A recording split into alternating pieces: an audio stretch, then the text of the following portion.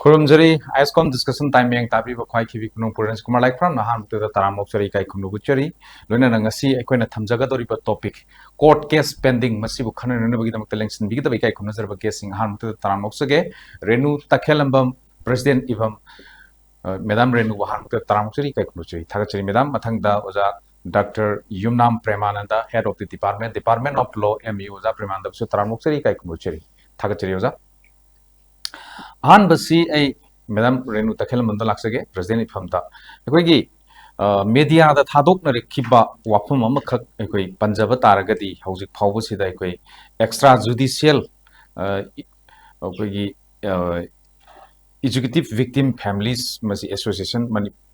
gi chairol amagi matung ina ekoi United Nations Human Rights Committee na we recommend tau kiba wafum amadi while zathaba yahandabagi logi matung ina muthatna ba haiba wafum sing and the armed forces sing partners sing bu while zathaba da India lenga ki ayaba yaudrabadi while zathaba yahandabagi logi matung ina muthatna ba United Nations Human Rights Committee na recommend tau krega haiba wafum sing pongdong narakpa mayam amasu leire aduna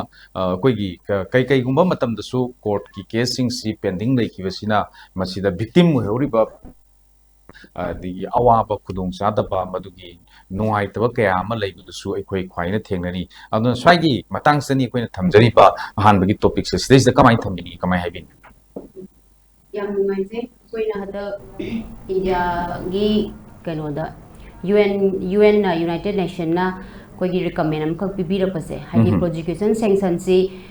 ayaba lobagi chatnabi ama laibasi muthatlon haibane ba adu Masidesida akoida yamna nungaiba haigadra natragana akoida di kitang case akoina chathajari ba ifange fact encounter 1528 casing asidesida ngasi phawda akoida trial chathaba yadana leiriba casing asi sigi sanction sigi matangda neba ado samlakpa ina miyam da sudum gyan tana baina chawrakpa ina moida ju haijaning madi kamaina la inu haibase sanction ji matang sina kari no haibase koigi ifam gi organization gi victim marakta phawba aduga manipur praja miyam na ju gyan ta da miyam ama chamam na bu leiba ko sumaina tawbani da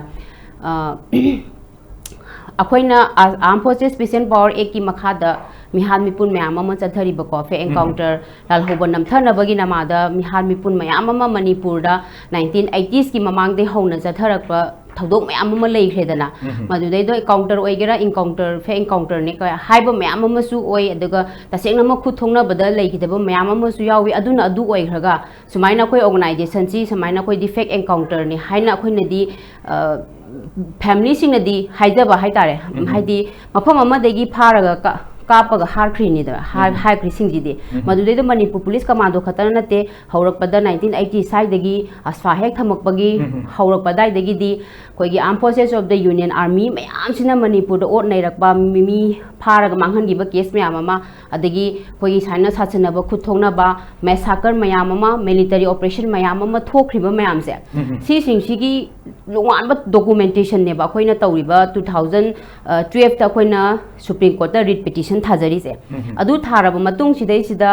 2012 ki sidai sida koi supreme court ta writ petition thare adu matung da 13 da supreme court na case taru khak lakhat pi ba case taru sidai sida koi santos hegre commission na ko committee ahum na sabasi infan da laktana micros examine tawdana khotana leiraga hojiki commission gi report sina phawba supreme court ta submit tawra matung da fake encounter ni haibasi hairabane ba sidai sida fake encounter ni na koi victim na pangai haibanate case taruk tu da phajana thijilaba investigation tawraba matung da tarakpa supreme court na tarakpa rai dudugi matung ina amuk koina case khara amuk lakhat pa hai tare adugi lakhalaba case kunthra mapansi koigi CBI da sinaraga CBI gi jumagi koigi special investigation team man ama semaga semeba adu semi basi kunthra mapanse amuk loina thigalle CBI na thigala matungda haidi haliba siriba singjidi manipur police khatang koigi state force khatana oiramdre koigi army myamam na ju hatpanina si singjigi loina thigalakba matungda evidence leire aduga sigi trial chathaba yanabagi matang cha si thagala khotla matungda ko tamu hagi court ki proceeding khara lei hai tare si singje lokhalaga thagalakpa matamda di state force singi di akoigi manipur government na irai laina masi trial chathaba yahaleba makhoi da wayen bichar tawba yana bagi ayaba se pireba adubu army gi di amu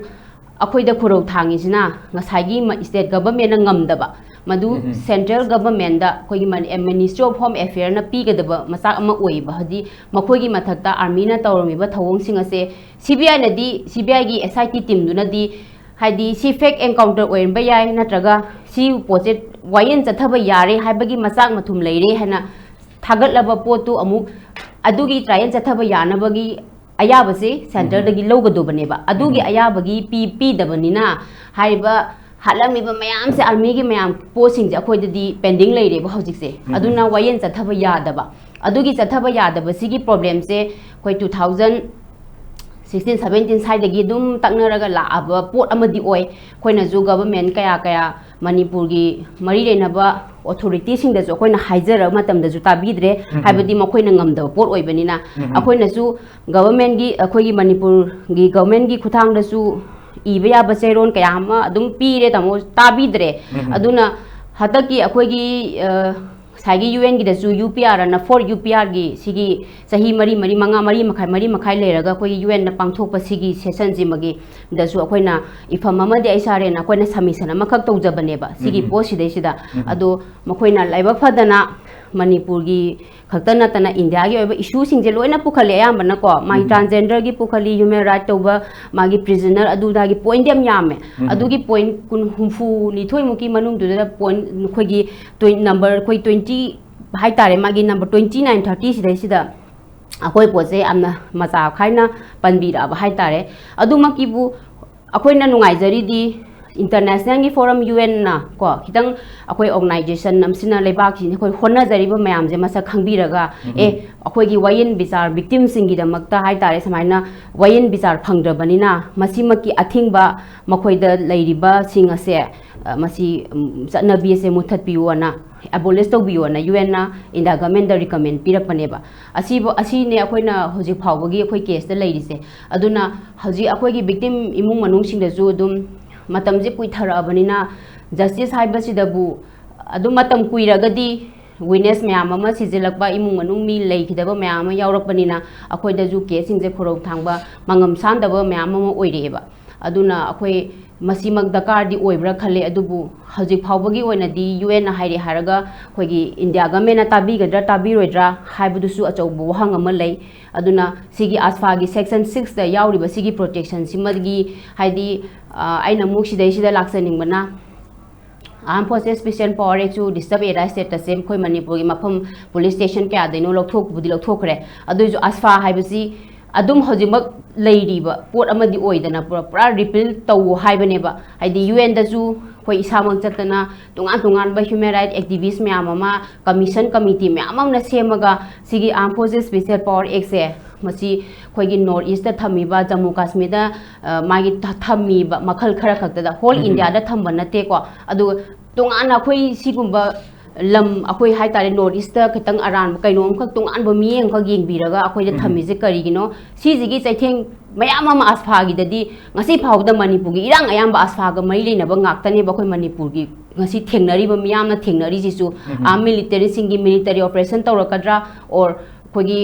Manipur state force ना खोगी तवैदब थबक कयाम तौक्रे हौजिपुदी मोइ खराबुदी हंदरेना खले हाना तौरंब pot मयाम दुदगी दिको अदुना मसिगी एक चिजु लौथोकनबसे कयारा Khanna UN दसु यामना मयाम अमना statement पीदना आसफासी यामना human right की दमकतरी यामना violet ओइबा खोगी पुंसीदा यामना मी अमगी हिंगबदा हक्तदी यामना खोंगोइनबा pot अमनी का हाबा तुंगान बा स्टेटमेंट दि थंगरे दुबु ngasi फावबददी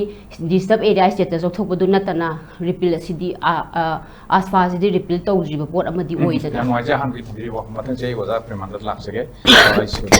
department of law MU की वजा लाक्सगे वजा खोगी हौजिक अखोय मैडम रेनुना थंबिखि वाफम प्रोसिक्यूशन सेंक्शन की चनबी मुथतनबा UN ना इंडिया गवर्नमेंट ता रिकमेंड तौखरे हाइबसिदा इंडिया गवर्नमेंट ना तौबिरकद तौबिरोइद्रा हाइबगी वाफम अमा वहांग अमदी मांगोंदगी कोइ विक्टिम ओरिबा मसादगी वाफम सिमदी थोलई अबि फंगी प्रेसिडेंट मसादगी स्वाइ मतंगसिदा ओजा लोगी कोइगी ओजा मोइना कमाइ दिले सिगिसि अखोय केनोनदि रेनुनदि हाइबिरेको ngasai ma haidu factual mayam doni aduga si dum human right ki pot se yam lu bai tare ne khon sum India city a quite dualism haidana. India sign Toruba international convention singsi a India the special adoption theory and Adu Makada Quenamulu Shemakana Chatney Vidias. Other problem they say America Mokadi Moy treaties is self executing Hibonga, non self executing Hibonga labor. And self executing treaty to the American president signed already, no for ratification by parliament. Low Lenoba. Aku India Namadukang Thailand and Padubu, a quick Apo case Bisaka against state of Rajasthan Haitanakwa. Maduda Supreme Court very clear and Harisi. Madadi if there is no conflict between international law and municipal law, later target you should apply international law to apply to why you are signing treaty city. Now you told a posi Ponamaxi Sigi root canosi upspase armed process present power 1958 Sigi Ponem. And she Nana Basida Queen Amayaudusina ICCPR International Covenant on Civil and Political Right 1966 India is signed to ratify Tore as a Singapore Anish labor. Adagi I'm not going to Sumanung Hochelaga Queen article my arm is a Greshim Tangsida. Other Queen Hochela English ICCPR article 4 Samarueva International Covenant on Civil and Political Right Hibasigi article 4 Kaino Hakan the human rights Sagi Manapatica by human any hybrid human rights अखोगी अनी ले classification मयाम ले अदो क्वाइ मरो classification अमा खंगा सिगी discussion सिगा मै लेने बदी कैनो कांदा human rights derogable and non derogable human right ले डेरोगेबल हाइदि कैनो कांदा कोई इमरजेंसी गुम्बा वागु मतम सिदा सस्पेंड तो बया बा ह्यूमन राइट्स सिंग सी मसी डेरोगेबल ह्यूमन राइट को नॉन डेरोगेबल हाइगना ड्यूरिंग इमरजेंसी वाग मतम दसु सस्पेंड तो बया दब मन कोर ह्यूमन राइट्स हाइ अन अदुगी पोनिदा मसी आर्टिकल 4 ऑफ आईसीसीपीआर याविने बको इंडिया सु साइन तोरिनी अदा प्रॉब्लम सिना अखोगी इंडिया की कॉन्स्टिट्यूशन से पामतमसु अखोगी नॉन डेरोगेबल ह्यूमन राइट्स है मसी यावे का यावे कांदा अखोगी आर्टिकल आई खमदा 359 माले मदु यावे आर्टिकल 20 का 21 का से सस्पेंड तो यारो इमरजेंसी मतमदसु अखोई नेशनल इमरजेंसी का हाइरिबा अदगी दी प्रेसिडेंट रूल का हाइबा 356 352 से अप्लाई तो तागसु मदुगी मतम दुदबोकदा अखोगी हाइबा आर्टिकल 20 का 21 का सस्पेंड तो यारो अदुना अदुइदुनि ngasai ICCPR आर्टिकल 4 का सबना रइसि अन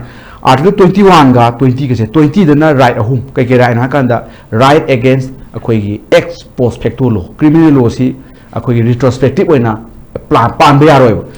when you committed crime at the time there should be one act laineba act prohibiting your act haibaneba aduma ade amana doctrine against double jeopardy ne nangsi prosecute tawraba trial tawraba abuhana to yaro sima de ahum subadna right against self incrimination na nangi nasa sida nangsi nampu de nangsi witness or yaro ko ahum si leba de aman article 21 right to life and personal liberty no person shall be deprived of his life and personal liberty except according to procedure established by law haidi law mo later ga mi gi life ka personal liberty ga se mat pa yaro adu gi pone ada law riba akoi surrounding area si de after sibu article 21 gi pot sibu justify over the price adora khoi di tatna haijabani afspa ba law si pithri da kwai sathi ba law ne maje sathi ba law kai metre si ka lerami jaramanda Hitler gi matam do ko Nazi gi sarkar na seba law lerami adu ga di afspa mane adu na tabal law ma pithri ba law mete afspa kwai sathi ba law ne ada yam lurina akoi na taja ba da judicial activism kaina akoi supreme court high court si act people gi right oriented oire khole PIL kaina am tawlina adu oire ga su afspa upheld to supreme court upheld di constitution gi akoi gi ultra virus nati haiba amai to ga madu case of hawbani masi ku pa ba changi akoi gi Naga people movement of human right against Union India 1998 ki ko hawbani just mangan held to bani aduna high si masi abspasi a part of article 355 ne ko mani for 3 leni to je 3 action aggression at intent disturbance laita ga di akoi gi duty cast on union government hai adugi potu pal this my duty to in 355 se ta ga kal thame aspa se ade amana na sai renu su pan bi ba extra judicial execution victims family association against union India July 8 2016 da ta just ani nga sai gi na naga people movement gi just mangana constitution bench na nga sina just ani DB ko division bench akhoi kano se khu unagre madal loku se naw thengna gre ade amana uday umesh lalit mabani hel to ni sidai da jam phajam yauri mai di page 89 pal je ki judgment je aduna masida pera number 2 si pa badane masida yam ngai ja ano facet ni ko kai hai ganda ano right am thole na ge leram da right to know hai right to know the truth ai si dia phajagre akhoi na pam se kaino da aspa gi makha da hard khami singdu si ba fake encounter hai ko na extrajudicial execution execution je kan am taw yati only law gi makha da execute taw do ne death penalty ke period execute taw se hang till death kai se this according to law ne ko law khakta na sanction taw ra kan da execution je taw gadabani adugi mapan tholok pasina khona extrajudicial execution ko aduga khona fake encounter taw bi ko combatant kam na bi adu fake asaba ka khai ban hatu ko wari ne ba fake ko aduna adugi potuni sai gi extrajudicial execution victim family association ki case da right to know the truth ai sai my family sing da compensation phang bu adu na te magi nupasi natraga magi mayamasi natraga magi mapasi hat matam sida asing magi numai kamna hat ki ba hat bara हाइबे truth टू खंग right हम लेव अदु article 32 the cover तोई हाइना supreme court हाइगा लेव को मसिदि अदुनि अदुगी facie की मखा दनि मोइना सीबीआई द केस का सिनरगा सीबीआई ने प्रोसिक्यूट तोना केस मंगा त खंगले न मोइना को अदु लुरिना मसिगी होल केनो सियंग मतम सिदा अखोइदा प्रोसिक्यूशन अमदा का लेव सैंक्शन है प्रोसिक्यूशन सेक्शन कवि अखोइ सीआरपीसी की 197 द यावी अदुगा केनो किन आफ्पागिना Section 6 da protection to person acting under the act ya masiki si mong ta dabni si hai ji prosecution suit or other legal proceeding am ta taw yaroi haiba except with the previous sanction of the central government haiba ko adu lo yauri ba makhai ji am sati ji against any persons in respect of anything done or purported to be done in exercise of the power conferred by this act power ne ko anda ek wasama hai special power ek hai ni ma tongana power ga pi section 4 da Section 4 and special power of armed forces hai mi ji warning macham pega on spot no me ka pe any jaga sang thugai be any search to be masigi power se aduni na koi hai ji right to life suspend to woman akoi sidi mama sidi hojik piri ba UN gi United Nation gi asai gi human right committee ne piri sidi sina mama ru piram ne Shidogi committee on elimination all from discrimination against women adagi CRC committee on right of challenge yam pi re shidi na taba sanction gi na taba afspa se human right violate tore non derogable rights violate tore moin hai bi yam thati wa yam hai ge ko manipur da lai sidi undeclared demo emergency ne hai emergency ne 352 thambo mo ne ba koi se declare taw daba de facto undeclared emergency go money kainobu right to life amata mat pa yade adu mat labani ni ngasai si sathi do section 4 PCD commission officer non commission officer adu warrant officer ni commission officer non commission officer warrant officer di bi ani ga ka abdu ni mi adu no no ka mi ha ya ga di sathi ga do sidi anu sidi pithri level law ni and special power ma 3 section 4 da piri adu gi pota recommendation ma ya pir ka bi UN handa kisina pan laga lai ba case je prosecution to ba yana ba sanction gi kano si web to hai ne ba UN hai se ada UN nga sa ICC PR gi makha da lai ba committee ni fourth periodic review thari ba ko adu magi observation and recommendation ni man concluding observation and recommendation adu PC nga sai gi sanction previous sanction ba da ka lai ha ba thu hai ba adu ai am tang hai jo ge masam nong ning jani da ma hai ba di phajada jan hai da su ya da hanga ne ko akoi gi justice JS Brahma akoi gi committee report um label amendment akoi India da criminal law amendment to ise sagi nirbhaya case na Delhi da gig le to gi bedo adu to kan mayam I ho to ro podagi ngasai gi justice JS ma si India gi just ma'am am how me ne adu accidentally ma si sagi naga people movement against human right to adu case ma si yawum do ni ba ko ana ma na sai committee gi ka chairman oraga JS Brahma committee ma CM ba ko ma ai khamada 2000 kano male 13 ki to 13 ki December da mana submit to dini adu da madu ai from juang do male de human elect ko mayam sina mo da pisal le chi ema pg kaino kanda si prosecution sanction ji amend to section 6 amended or just one proviso ko in provided that ga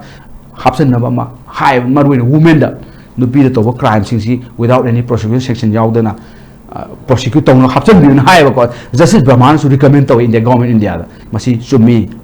high justice Brahma de no mo yaw ada ni hiding si rape am to si ha jo rape to bogumba agi nupi da makut chang ba nupi rape to bosibu this is part of my duty na de na aduna madum badadi sanction da ka laiti na high ba government India na justice Brahma committee report low bi de ba low da so enu appeal to jaina akoi na soi se army na ma duty to bodubu sanction da ka lai hai bane ba outside the duty nupi me rape to ramba अप्सरा की power सिनरगा अदुदी rape तो बोदुदी my duty नती हैबनिदा अदुमबददी sanction दरकार लेतेब and we should very clear about this matang se mem renu laksage president ham laksage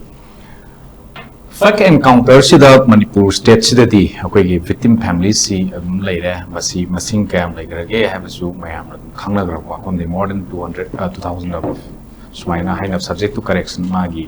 kanu si admaina haina gre admaina leire basida housing phawbasi akoi gi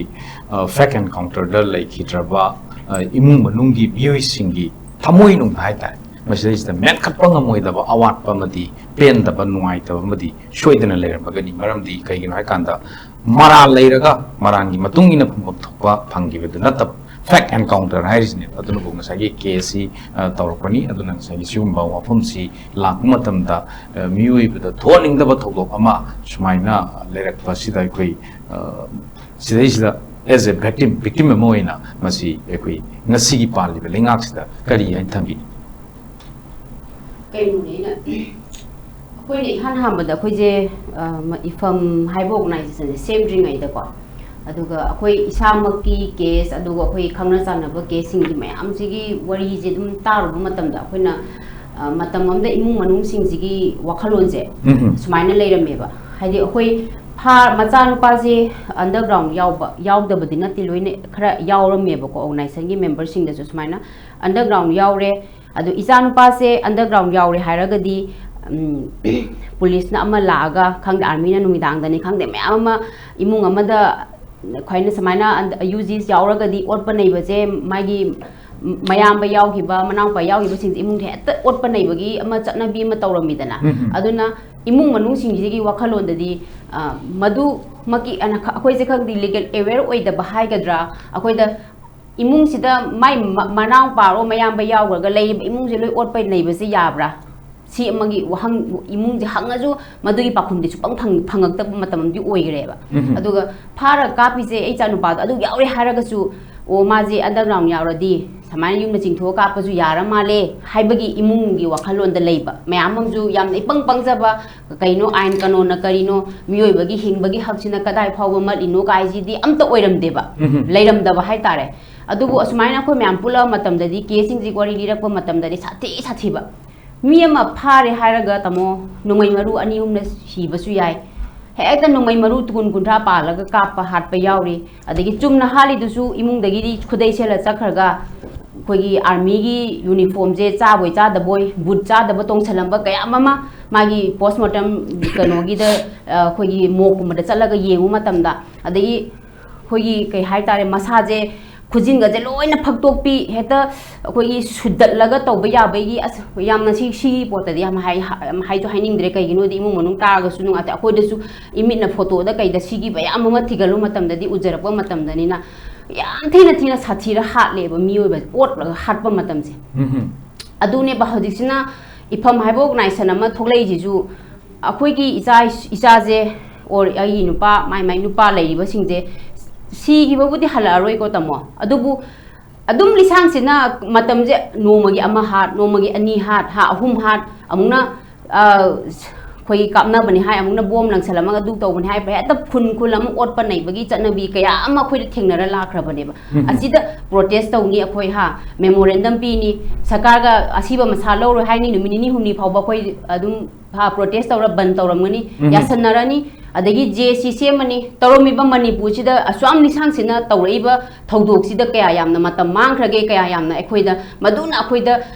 justice pirabra adu manipur da peace ing ta pura abra haibadi amta pura khiba case amta leiteba yasanna badu imung manung da sakana khara ihau kana haugiba case khara da budi masi hoi mokhoi kitang aranba lei haraga madumangna court ki chap chapa wayen phangba case ti amta nataba nga ki yasanna ba lagmari ka manga khara pi adagi ngasi phawbada manipur da commission me ama si semkhriba June 18 gi semini ko ado hauji ji akhoi case da madu closure report lai ne tamo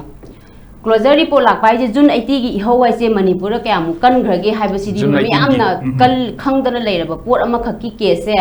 masi wayen chathaba yadana ko sigi loire evidence laite na ne evidence khudi mak Sakanadi hangu matamda magi laifam thokodu leiramdabadagi mangibagi pot mayam ama document mangibagi ni ko sigi pot ja closure laise ado akhoi gi mangjarira sigi basing du khatangi ju 19 da leikapaduna marura justice tura maru oise haibo wahang amaju akhoi da hangi eba imung manungudi koi magi hingoriba magi nupi angang imung manung da thabo ingkhang pi adubu case khara dadi sungphang phangdana adum kai haidono pungchai chairaga koigi macha machuju kaimda ju yengsan bidaba sigre hara case khara tharaga pending da dum leini haidi case khara dadi amdum haidi compensation ju pangpi piba yabadi oideba mayang ihau yaw ba khara khatane ba phajana phangise ihau yaw daba madai case da dagi kono police near police station da magi kaino thau daba FIR talaw daba kambu dadi adum tokre emda chalaroi justice paju phangaroi compensation phangge harachu pot ama hekta madu bu achu maran thidane ta sarkar gi mai gi chupi ni haibe poju kaisu leite adune ba imung manung da ju akhoi gi organization na responsibility lowre ko haibadi mani kaukhatana khotana 2016 gi sai gi hauna akhoi gi koi chera ko ta ga hangi ba matam ju de ju da fake encounter gi mayam ama supreme court na magi pikhalo na koi ju compile tawraga case myam je category ga khaidok tana eyewitness adagi magi written complaint adagi suma oral complaint kaina ga national human rights commission na thaba aduga judicial inquiry tawraba case myam ga je loina categorize tawraga supreme court da langkhaleine adubu case NSRC na national human rights commission lokhatpa case khara dadi koi family khara budi victim khara dadi compensation phangba yaure ado ayambanadi kaisu thoidongna phangdeba sigi casing jidesida adubu imung amada magi lehoriba angang singdugi kanana responsibility lodeno hatbdi hathi tin hatok bi khare adu imung khara dasu hojibokda hangise aidi isam chamna thokibado asaibok thokraga saibok chalune na buthoga ka pahalami haisidagi makoi dasu wahang ama hangjareba aidi achumana khangning bamdi o aigi puroibaduna kanagumung puroibaju oibe amagi su oibe kitang halidugi akhoi je hingbagi ha amta leitrabra mibu samaina putho mafam de chingnaraga kapaga halini ka hairaga lisang se adum chatha leiragadi manipur dagi nupa haibaju leirakidra aduga manipur akhoi khunai sidagi akhoi sibu kari karamba kaino no haibagi wahang amala eba akhoi je manipuri haibaje akhoi sidai maidai wafam khatai wari nate ko adum hol kaino si manipuri haijini ba sidai halaga kha khiba mayam sigi wahang amala aduna hingbagi dadi akhoi je amna yamna ning tamna hingba ngamtre secure leitre chuklai leitre hai tare matam ma da hai tare adubu fake encounter case ki lakpa matung sigi 2012 pok ni ko halise adubu aina sida akhoi gi da aidagi fake encounter gi mamai chumakpa hai taragadi sandu kaino gi 23 July incident rabina sanjik ki case si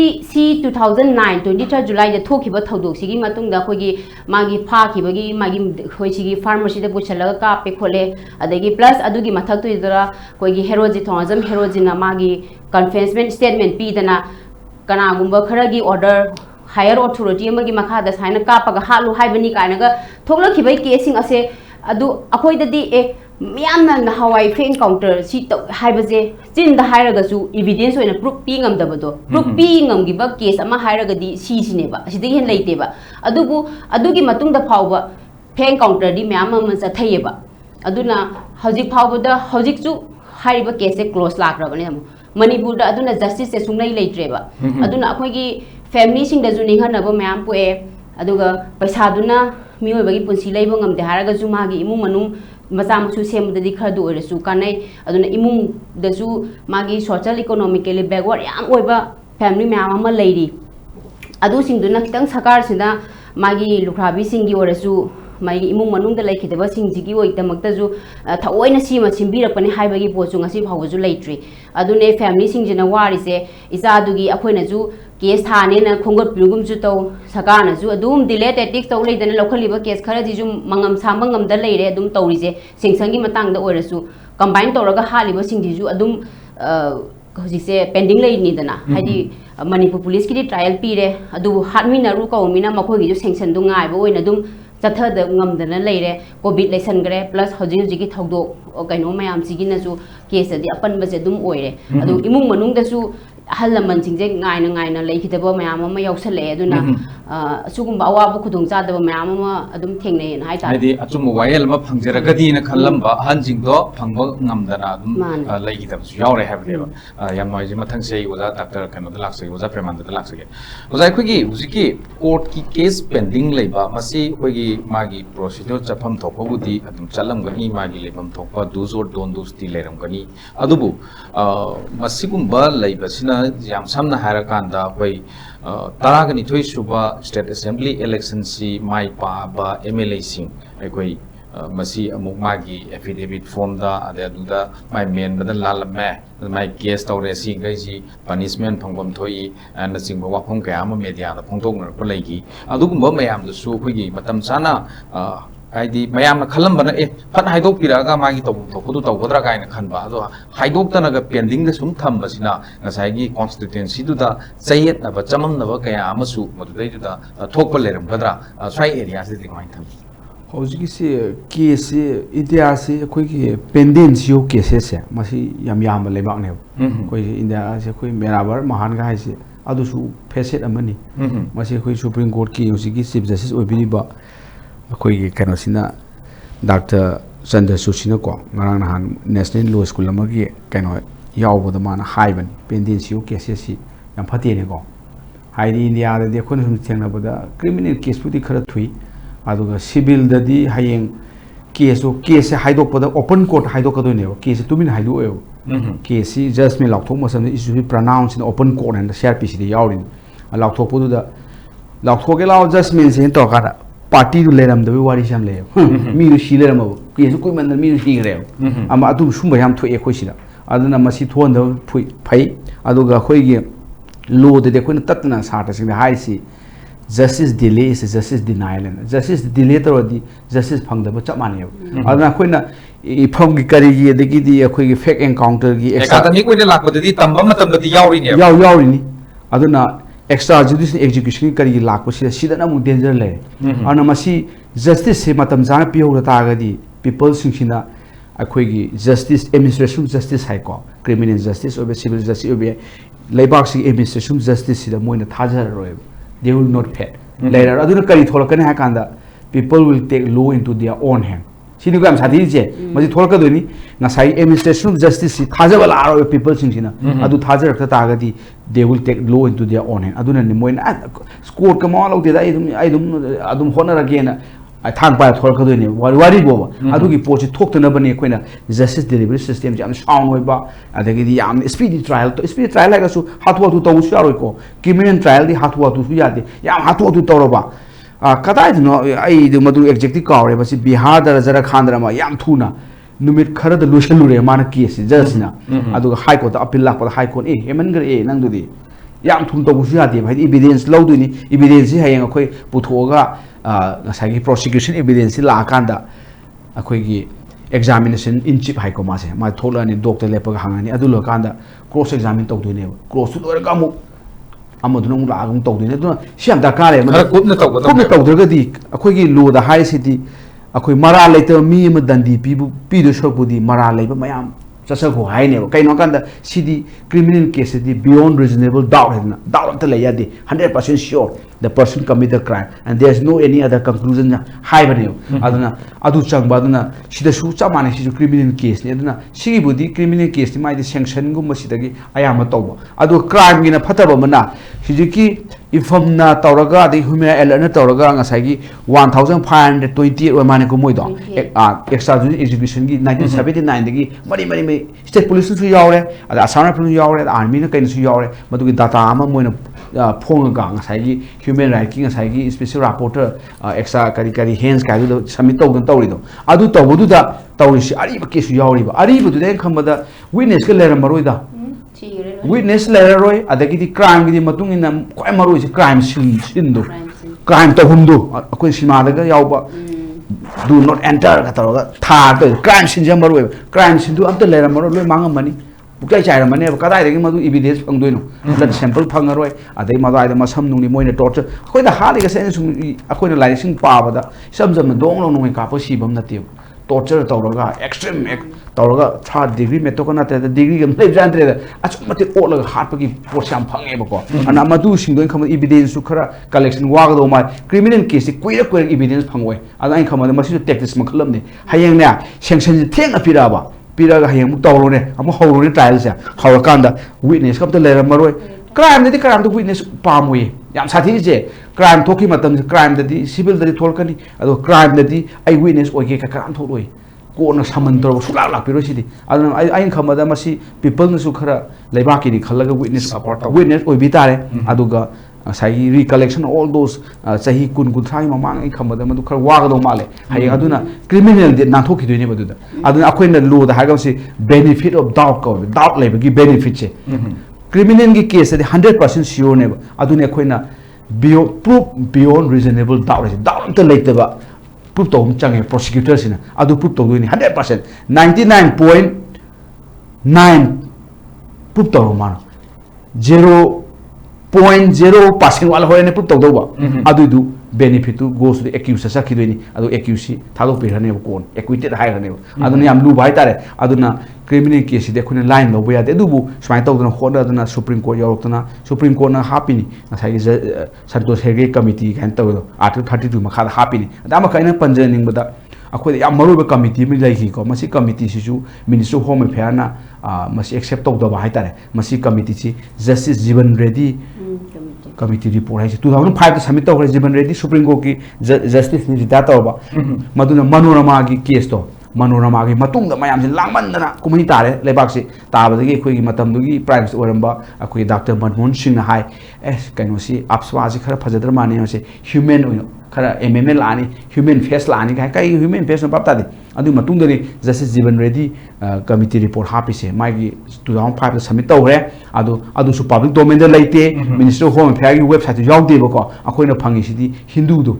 South Hindu and Kabam Lena, Hindu the Pong for the Queen of Pangjavani. Others to very clear. My line must see as far as symbol of my see operation and high heightedness. I see, of course, oppressed over symbol or as far as I come control as far as I'm done. I quit as far as the evening hide the city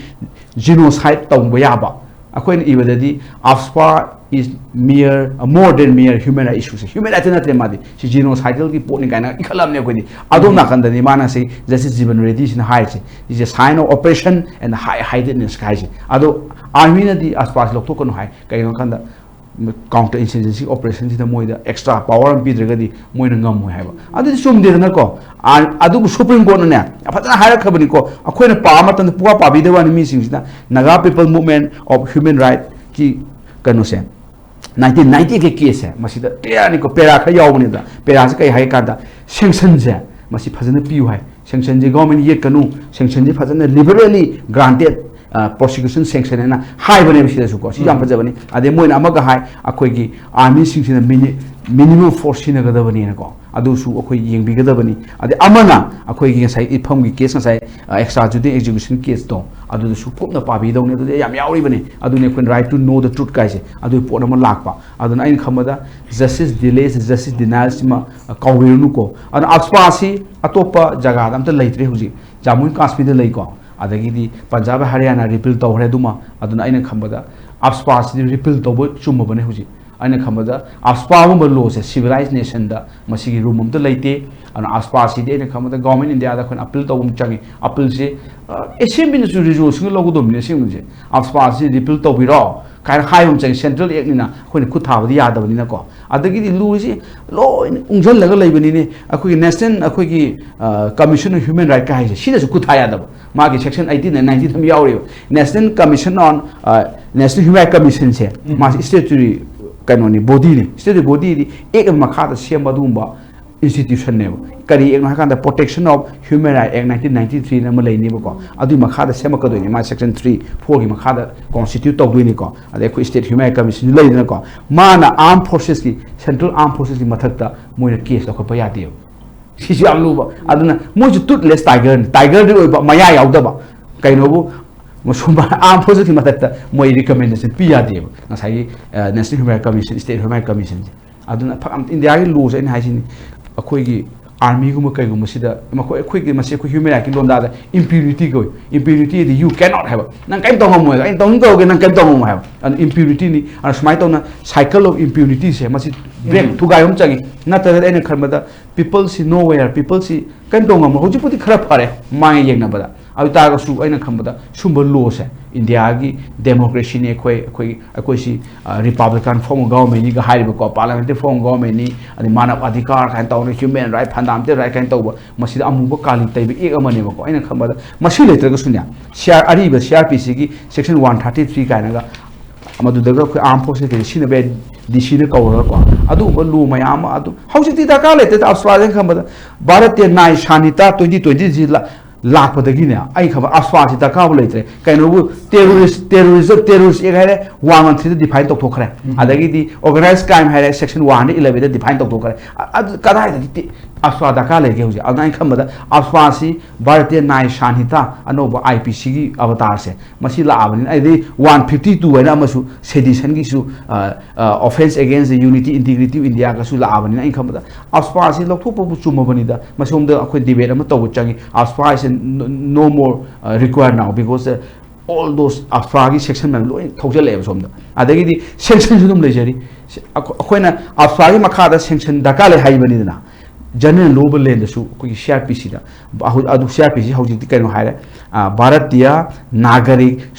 suraksha sanita 2023 adu makada su prosecution section dakale public servant hoido boduna public servant nei se akoi public servant hoita gadi ekte prosecution taw ya de sanction nam dakale aduna na ngasai kan general ke phubo da du section dakale deni rai impiki point do ngang do aduna aina khambada adum yani aspase ku dakale te da ko mara da ko kana ko mana fir falaga honorable court ki kanuma da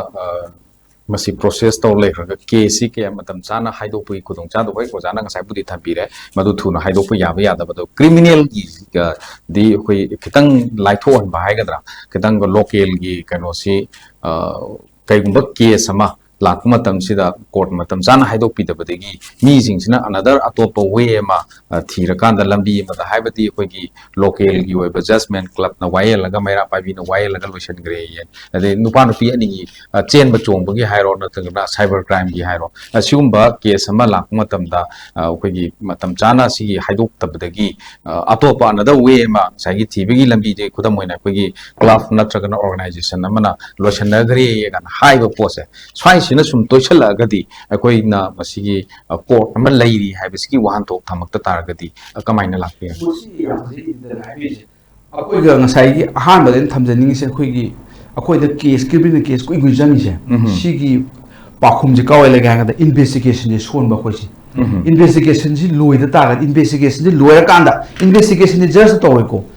magistrate to investigation de police to do police ai police investigation to do ne ba ad investigation to lo kana mana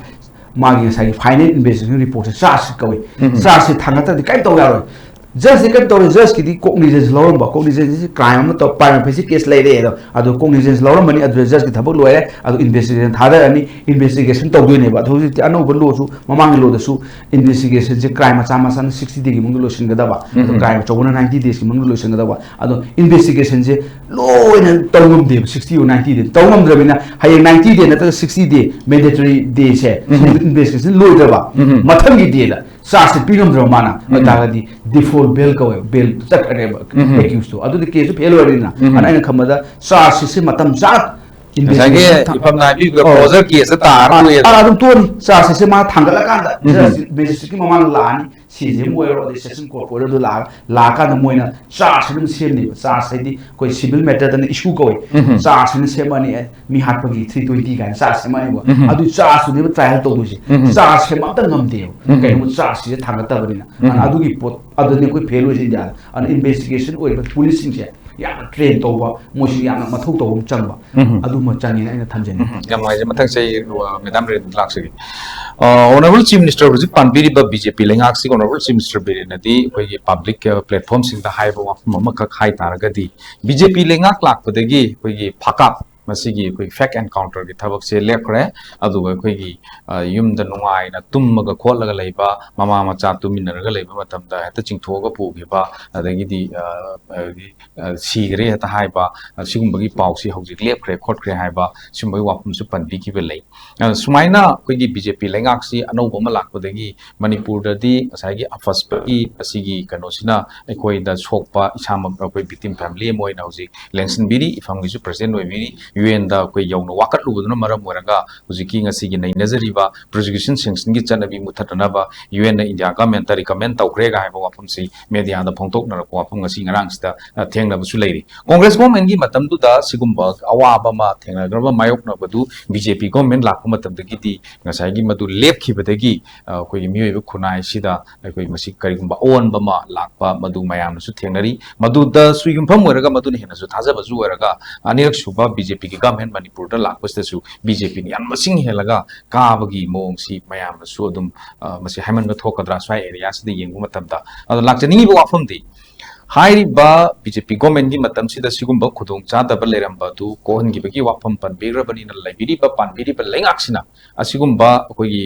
ꯍꯧꯖꯤꯛꯀꯤ ꯄ꯭ꯔꯣꯁꯤꯀ꯭ꯌꯨꯁꯟ ꯁꯦꯡꯁꯟꯒꯤ ꯆꯠꯅꯕꯤ ꯃꯨꯠꯊꯠꯂꯒ UNꯅ ꯑꯩꯈꯣꯏ India ꯒꯣꯔꯃꯦꯟꯠꯒꯤ recommend ꯇꯧꯈ꯭ꯔꯦꯒ ꯍꯥꯏꯕꯁꯤꯗ BJP ꯒꯣꯔꯃꯦꯟꯠꯁꯤꯅ ꯃꯁꯤꯒꯤ ꯀꯦꯁꯁꯦ ꯃꯈꯥ ꯆꯠꯊꯔꯒ final ꯂꯣꯏꯁꯤꯜꯂꯛꯄ ꯌꯥꯅꯅꯕ ꯀ꯭ꯂꯣꯖꯔꯒꯤ ꯑꯦꯔꯤꯌꯥꯁꯤ ꯂꯥꯛꯄ ꯃꯇꯝꯗ ꯃꯁꯤꯒꯤ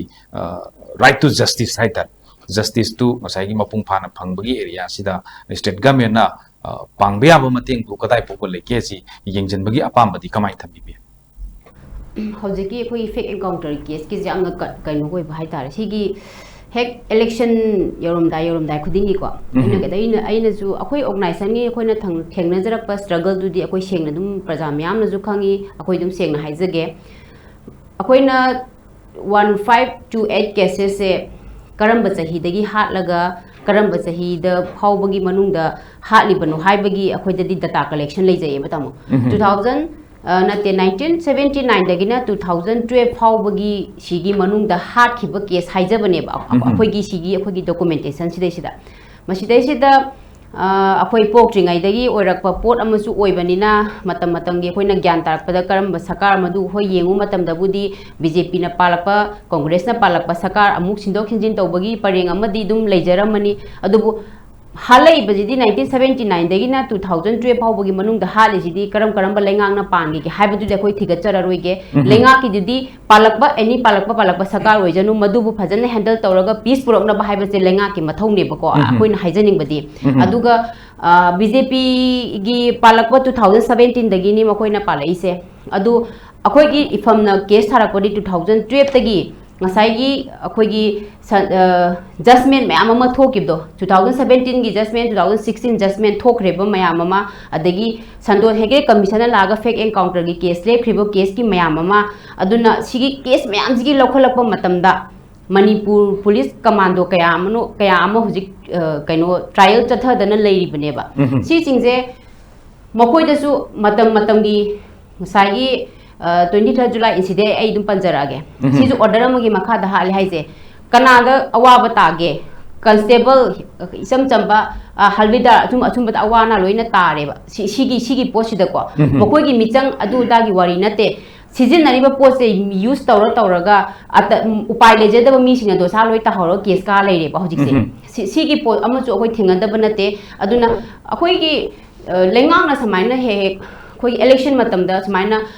ꯀꯣꯡꯒ꯭ꯔꯦꯁ ꯃꯇꯝꯒꯤ ꯑꯗꯒꯤ BJP ꯃꯇꯝꯒꯤ ꯋꯥꯔꯤ ꯅꯠꯇꯦ ꯑꯩꯈꯣꯏꯗꯤ ꯀꯣꯡꯒ꯭ꯔꯦꯁꯁꯨ ꯊꯥꯖꯗꯦ BJPꯁꯨ ꯊꯥꯖꯗꯦ ꯑꯩꯈꯣꯏꯒꯤ ꯁꯥꯏꯠꯇꯒꯤ ꯑꯣꯏꯇꯥꯔꯒꯗꯤ ꯂꯩꯉꯥꯛ ꯑꯃ ꯐꯅꯕꯒꯤ ꯈꯨꯟꯅꯥꯏ ꯑꯃ ꯆꯥꯎꯈꯠꯅꯕ ꯏꯔꯝꯗꯝꯁꯤꯕꯨ ꯀꯩꯅꯣ ꯇꯧꯈꯤ ꯖꯁꯇꯤꯁ ꯄꯨꯔꯛꯀꯦ ꯍꯥꯏꯔꯒꯗꯤ ꯃꯈꯣꯏ ꯇꯧꯔꯨꯕ ꯃꯇꯝꯒꯤꯁꯨ ꯇꯧꯕꯒꯤ ꯁꯣꯏꯈ꯭ꯔꯦ ꯑꯗꯨꯒ ꯍꯧꯖꯤꯛ ꯄꯥꯜꯂꯛꯏꯕ ꯄꯣꯠꯁꯤꯒꯤꯁꯨ ꯑꯗꯨꯝ ꯃꯈꯣꯏꯅ ꯀ꯭ꯔꯦꯗꯤꯠ ꯂꯧꯅꯤꯡꯕꯒꯤ ꯄꯣꯠ ꯑꯃꯈꯛ ꯑꯣꯏꯕꯁꯦ ꯂꯧꯋꯣ ꯇꯥꯃꯣ ꯀꯩꯁꯨ ꯀꯥꯏꯗꯦ ꯇꯣꯛꯁꯨ ꯂꯦꯞꯄꯨꯗꯤ ꯂꯦꯞꯈ꯭ꯔꯦꯗꯅ ꯂꯦꯞꯄꯤꯕꯁꯦ ꯁꯤ ꯁꯪꯕ ꯑꯣꯔꯒꯅꯥꯏꯖꯦꯁꯟ ꯃꯃꯥ ꯀꯥꯏꯅꯔꯕ ꯑꯗꯒꯤ ꯃꯆꯥ ꯀꯥꯏꯅꯔꯕ ꯃꯃꯥ ꯅꯨꯄꯤ ꯑꯉꯥꯡ ꯃꯌꯥꯝ ꯑꯃꯅ ꯉꯁꯤ ꯏꯐꯝ ꯀꯧꯕ ꯑꯣꯔꯒꯅꯥꯏꯖꯦꯁꯟ ꯑꯃꯅ ꯑꯁꯤ ꯐꯥꯎꯕ UN ꯐꯥꯎ ꯌꯧꯅ ꯆꯪꯈꯠꯂꯛꯏꯕ ꯁꯨꯄ꯭ꯔꯤꯝ ꯀꯣꯔꯠ ꯌꯧꯅ ꯀꯦꯁ ꯋꯥꯌꯦꯜ ꯆꯠꯊꯅꯕꯒꯤꯗꯃꯛ ꯊꯥꯡꯒꯠꯇꯅ ꯇꯧꯔꯛꯏꯕ ꯄꯣꯠꯁꯤꯗꯤ ꯉꯁꯤꯁꯤꯗꯤ मसी बीजेपी सरकार नदी सुंगोई ओइद्रे हाइदी अखोई सिगी विक्टिम फैमिली की अचौबा स्ट्रगल कलेक्टिवली माई पाकपा अमने ना इदी थमजनिंगेबा सिदै सिदा खुदोंग चाबा लौबीगनु आइना हाइजनिंगदी को हाइदी मसिदै सिदा अमन अमगी हुनर ngang पोचे अखोई तसेंगना पोलिटिसाइज तौबजे अखोई पामजदेबा तौरेबा इशूजे करिनु हाबजे मसक फजना खंगगा मदुमकना अखोइदा पांगसनबियोबा सी कैनोम तौब मतमदा हराउना हुजी ट्राइन चथरीब ओइरगजु छेंगसंगी मतंगदा ओइरगजु हंगबी अखोइना तौजो मतम नोइगिदमकता अखोइना होनगनी हाइना तौरखिबा पोती अमंगसी फावबा मसक थोपा थबा अमता तौद्रि हाइतारे अखोइगी विक्टिमगी साइडगी हाइजगदबदीको अदुना हारकेबदी हारक्रे होय हला अरोइबा फेक एनकाउंटर 1980 दैना 2012 पुगी मनुंगदा हालिबा सिंगजे हला अरोइ अदुबु अखोइदा victim family सिंगना पामजबदी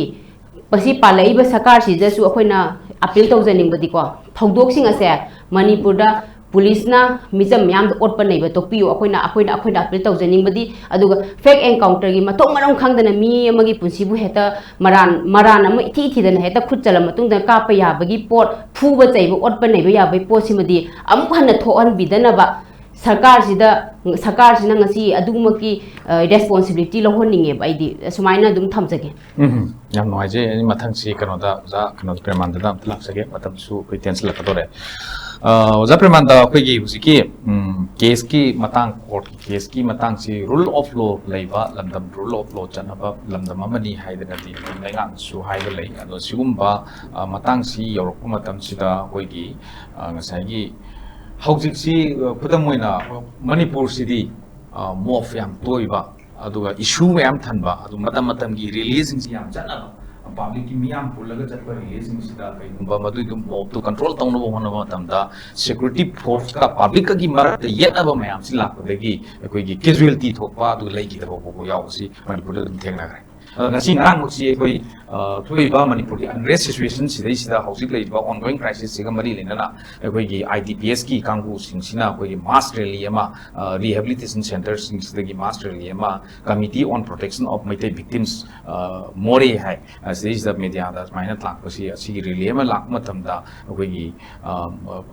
manipur thugai biu haiba ko ki singi khongjat tumina yeng किवा मणिपुर पुलिस इसागी युमदा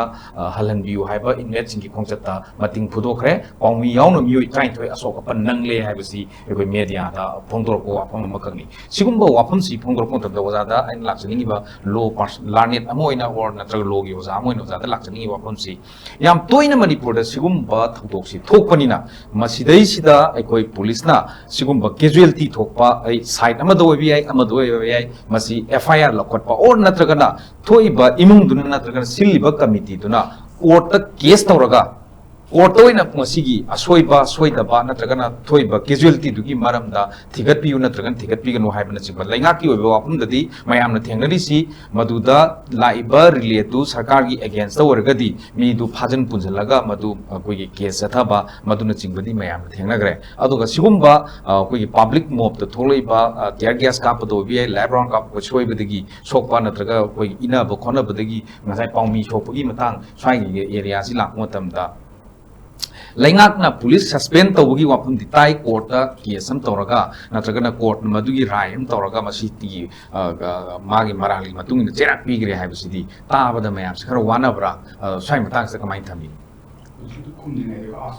हाइजोगे साइड अखोइना हाइदिया दा हाइतारे कोइ सिदा पीसीदी स्पेशल पावर पीसी armed forces of the union दनेबो को कोइ कमांडो नुंगुसी माने पुलिस पीदबनी को खंगदबनी मोइ गसु दुम स्पेशल पावर पाइबे टाइप तक तखलप सी चुमदे सिमा only those military and the air forces under the command of Union of India नेबो को सिमा अनि सुबदन हौजिकिदो अखोइ सिदा तोइना थोए मोब जस्टिस ना अमनी को इदितन हाइबिदो क्वेश्चन यावसंगरे मोब जस्टिस ती हौजी आइना याद्रे भारतीय न्याय शानिता लाकपदगी मोब जस्टिस इज नो मोर कनो लेत्रेबो को अदुना जुलाई 1 दे 2024 सिदगी दी मोब जस्टिस सी बेरा लेरेने को मसी अदुम बुक तौरनी अदुम फार अनेबो को अदुना मोब जस्टिस म तौबिरनु अनि सुबदा प्रोटेस्ट तौबो मया रैली चटप खोटप सिदा कोइ पुलिस ना ब्रूट ओइबो फोर्स सिदा सिना पोट नम लेको सिदेना खमदा ट्रेनिंग वापो माले आई हम्बल अपील दा crowd ko mai control to go da ge mobs ko mai control to go da ge rallies ko mai control to go da ge si training di yaw do ne minimum force na ga do bani minimum force na te da ko ge restraint hai self restraint to go da bani minimum force na ga da bani ba se mas UN gi ngasai court am su lai bani law enforcement agency singi adagi India Supreme Court tat na hai bani mas minimum force no crowd control to boda praja mayam protest to boda aduga restraint to hai bane ko da khoidena ngasai ngarang gi do khuni yeng boda ideal gal ko le thol ting ideal ka pa hormone da tear gas ka do adu di sum de na ko ada modu mai to bus en khamada control to boda masi training am sang they should be trained properly crowds ko mai control to go da gi mi ko mai handle to go de mi ngak tani na mo right protest to was right ni khoi khang da protest pa to peacefully rally satpa peace with arms the yaw ya de ko article 19 the yaw do ni sina Indian constitution article 19 1a da yaw go do ni madu da article 19 gi clause number 1 the yaw do ni right to protest was right ni me khu citizen gi khang bi do ni mi supreme court nga sai gi yoga gi guru du kar hai khoi na ma koi sang da sida ka patanjali du to bu da ji man to bu du na khai ru na nungdang na khai ru ni ne khoi Delhi gi police na Delhi police pudi Delhi sakai ma tak leite ma ministry of home ma kha le ba Delhi police na khai ru da yoga guru na adu da supreme court la PI la aga supreme court la thari ni tum na pham na lei ba hayeng protest to ni hai nang na te phu ya bra police action law en to ni ne hai jen ni kai na people sing the protest to bugi to do arms yaw ba ya de ko gi ara to ba su sam bu da release pa da arms me adu di ya de arms yaw du di ya de ba arms yaw da na ya na peaceful way release pa si di mo gi right ne India ki constitution article 19 the pizza baneba freedom of speech expression si protest a kind of freedom of speech expression ni adegi di right to peaceful assemble without arms aba adu right ne fundamental right ne khangbi ga ne ba adu de swa sang thugai ba tingai ba si chumde aduga ai ba hai na hairam bani chen kano khara public platform channel khara police na koi somda khalisina police the license to mi phuba mi ga ba phu ya police na mi adu leiti ko police su ain thugai di moi mathakta FIR to ya police su phawe police phadoi police su court ka ga doi adana police ki mathak FIR to ya we should very clear adai amana mi singduna victim duna police ki mathakta FIR to talasu direct CGM da chief judicial magistrate complaint thaba ya adu to biu to de aduna wari me koina akhui gi wari sa ga lotion gi ba ko suspension kai kan di suspend kan de kai ro ga suspension nang tha to ki suspend to ne ba haye hingar khani to ro tu loi phanga mu ka kala adu maru yaw gu mane adu phatra suspend to police na ha ne nung ai jar he suspend to bi re ha ga haye to ro tu tha to ki pula ong phanga ni kai do du du suspend to gu ti masi de kai no ka inquiry commission ma sem do ni inquiry commission sem ga adu time bound within 15 days da nangi report pi khalo ha ga report to ga report tu de lalam ta ga di akhoi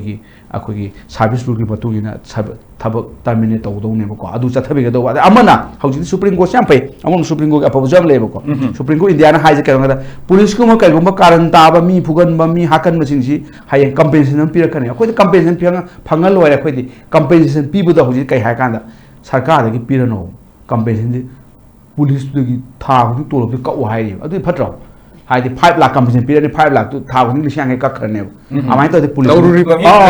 kai no ka do man to ga government ka do liable oi do no government su liable ni al ta su mi de gi low hai re ana sum ga se ko khang da ka le ana adu ga so ko hai police tu de gi ga to lo ko du ka tha di ka lam nga du sa ga la ka le a sum ga se ko khang mi na ba chumi adu ai na khang hu ba by lo any minister oiro micham oiro police oiro lo ba lo to ni mi phu ya poti journalist bu dang journalist la ha ta pa phu ho adu ya di lo da ya da ba ne ba adeng sai gi akhoi gi press council india gi ek su lei bani adegi di mayam su lei journalism protection gi ko wa gi matam da bukta journalist khud haya pote intelligence humanitarian law da pi yaw jeri ba wa gi matam da journalist ani su go wa da di civilian journalist haiba ga military journalist haiba military journalist the military uniform chelaga lana kapsang na di source ya ko ado civilian journalist di karam ta khud haya di wa gi matam da journalist protection pi ne ba ado india di yam phatra bani india de khoi gi freedom kanu se journalism gi freedom of kanu sigi index india da ale horam ni 159 la 149 la yo mi chama phuda india gi ngasai gi freedom gi freedom of expression की press freedom की index है आध मखादा लई खरे ऐन खमत India we need to reform something अदुगा whoever violate law it should be punished according to law song sa thabi chumman kal yam noi jeng asi ISCOM discussion time na thamjari ba topic court case pending masi bu khana na bagdam telection bi ki be kai nazar ba guessing renu takhelam president ifama do gauza Dr. Yumnam Premananda so the department of law MU guess enmapu ISCOM discussion time wa ki diar oi na thaga chabi kai kono pondok chabol na ngasi dam tadi ISCOM discussion time holding loi po mi tabi ki ba khwai ki bi kono po roi na thaga chabi kai kono pondok chabol na kai nya thang nijari pina virasi khurum jari